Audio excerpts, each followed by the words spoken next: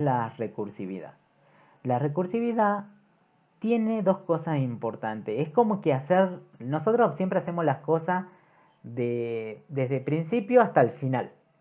Ahora en recursión ustedes lo van a hacer desde el final hasta el principio. O sea, van a partir, nosotros siempre partimos, por ejemplo, desde aquí. Este sería el inicio. Y nosotros llegamos siempre al final del problema. Sí, aquí. Y ya nosotros cuando llegamos aquí ya está todo terminado y resuelto. Bueno, la recursividad intenta pensar al contrario. Va desde el resultado final hasta el inicial. O sea, darle una vuelta, digamos. ¿Sí? Hacer lo contrario, pero que logre el mismo resultado. ¿Sí?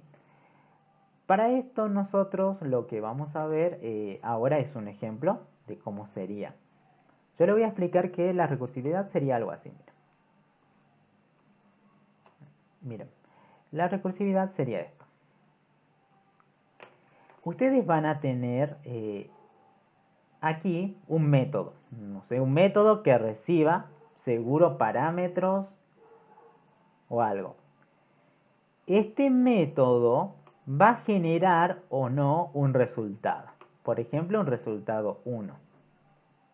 Bien, dentro del método ustedes van a programar, generalmente en recursividad, nosotros dentro de la cajita se pone lo que es un if y un else.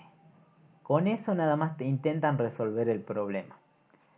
En el if lo que va es una condición base. Una CB, hagan de cuenta. ¿Sí? Una condición base. O condición de terminalidad o cuando termina. Y aquí en el else generalmente va la llamada recursiva. Ya le explico qué sería la llamada recursiva y el caso base. Empecemos por la llamada recursiva. La llamada recursiva, imagínense, esta cajita que ven ahí de rojo es la cajita M. Ahora, esta cajita M ingresan obviamente los datos que necesitamos, se van a procesar y va a generar un resultado. Por ejemplo, ahí en el aire, un R1, un resultado 1. La llamada recursiva lo que intenta es volver a llamar ¿a quién? A la misma cajita. La misma cajita. ¿Sí? Y ahora, aquí dibujaríamos la misma cajita. Sería la cajita M. Con los mismos parámetros, obviamente. O sea, estaríamos llamando a la misma. ¿Sí? Y esto seguro, como tiene la misma estructura de la primera, seguro aquí, no se olviden, va a tener un if, va a tener un else. También. Con el caso base y bueno, la llamada recursiva. Bien, entonces ustedes van a tener una cajita. En esa cajita, en la parte del else, seguro van a hacer una llamada recursiva. Llamada recursiva significa que van a enviar un dato hacia la misma cajita. ¿Sí? Acá lo estoy dibujando de vuelta a la cajita. Ahí. Bien. Y así, esta cajita te va a generar otro resultado, capaz, un resultado 2, que no sea el mismo que este. Pero como hay una llamada recursiva, va a volver a enviar un dato ¿a quién? A la misma cajita, que obviamente que es la cajita M, que tiene lo mismo. Los parámetros, tiene el if, tiene el else, tiene lo mismo. ¿Sí? Porque es la misma cajita, es una sola cajita. Solamente que se está llamando a sí misma. Ahora, esta va a generar un resultado, por ejemplo el resultado 3. Ahora, nosotros entonces llama recursivamente pasando un dato. Ahora, ¿cuál es el dato ese?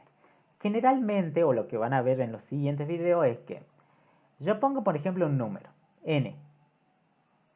Se puede hacer de diferentes formas, ¿no? No es que va un parámetro, puede ir más, depende del problema. Imaginemos un parámetro n. ¿Está bien? Entra con n. Pero aquí va a generar un resultado, seguro con ese valor, o depende de lo que hagamos aquí en el código.